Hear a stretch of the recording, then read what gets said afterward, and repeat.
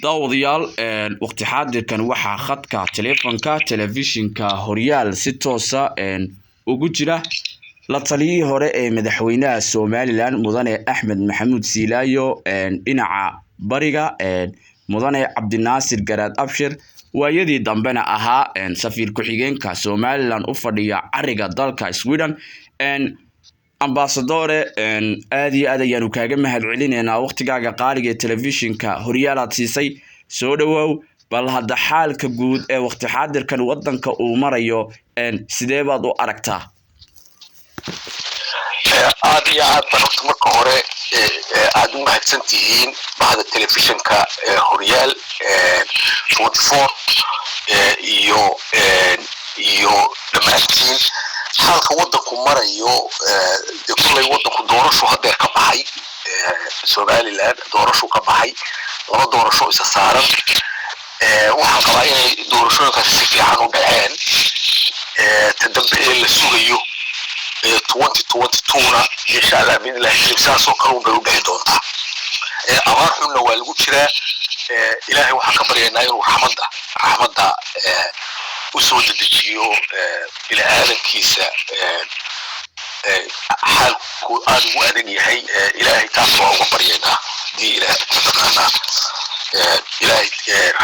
raxmadda ilaahay baa gacanta ku haya dadkuna waa inay ducaystaan roob doon akhristaan anigu intii aan wadanka joogay abaaro badan baa ka dhacay Somaliland waxaan xasuustaa iyadoo magaalada Hargeysa oo dhan roob doon akhriyayso hadeertana waa halkii uu inay roob doon isku soo baxaan ilaahay baryaan mudane la taliya Cabdinaasir xaalka gobolada bari maanta iyo waqtigaad adigu madaxweyne Siilaayo la taliyaha uu ahayd bal qiimeyn kooban hadaynu ku sameeyno labadaasi waqti kee ay xiriirka gobolada bariga iyo dawladda dhexe ay ficleen waqtigayagii horta annaga hawl weyn baa nagu soo dhacday waadigii ogaayo jabhad SSC la yiraahdaa jirtay oo ninkii xagla toosiye la oran jiray uu hogaamiye ka ahaa waa tii aanu isku soo dhaweynay isaga iyo dawladdii waqtigaa jirtay waa tii heshiisku dhacay haddana halkaa kumaan joogsanay khaatuma markii dambe la sameeyey khaatumo oo marxuum cali khariif madax u ahaana markii dambe hawl badan baa naga gaadhay waa tii iyadana wadanka ay timid marka anagu waqtigayagii wax weyn baa la qabtay laakiin iminka bari dhibaato badan baa ka taagan waqtigan hadeerta aan kula hadlayo dhibaatooyinkaasina waxay u baahan yihiin inuu madaxweynuhu samaysto saddexda wasiir ee dawladda ugu jira marka laga yimaado inuu taladana badsado dad badan oo xogagaala ama horaha uga soo shaqeeyaan ama sideedaba ha u ahaadaan dadkan dhaqanka in uu la kaashado laakiin dhibaatadu weli waa taagan tahay oo wad la socotaa laascaanood hawlaheeda mudane la taliya sidoo kale haddii aynu dhinaca doorashooyinka wadanka 2022 kusoo fool kale u dhaqaaqno bal maxay tahay fariinta aad u diraysa bulshada Somaliland iyo murashaxiinta ku loolamaysa doorashada 2022 ee wadanka kusoo fool kale dadka waxaan u dirayaa si fiican bay u gutiyeen shicibku doorashooyinkii labada ahaa isa saarnaa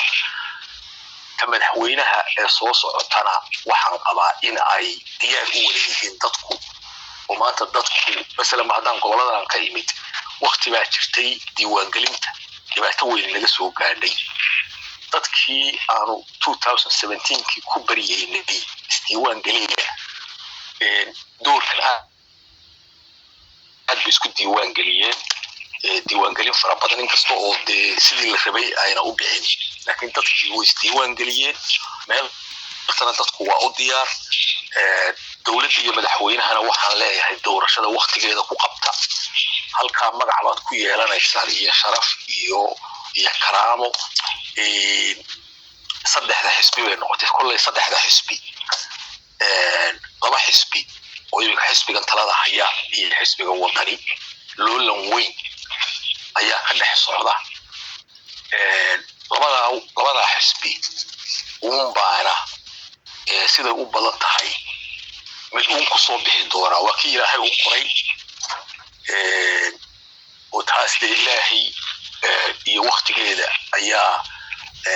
wax kasta waqti leeyihiin marka dadkana waxaanu leeyahay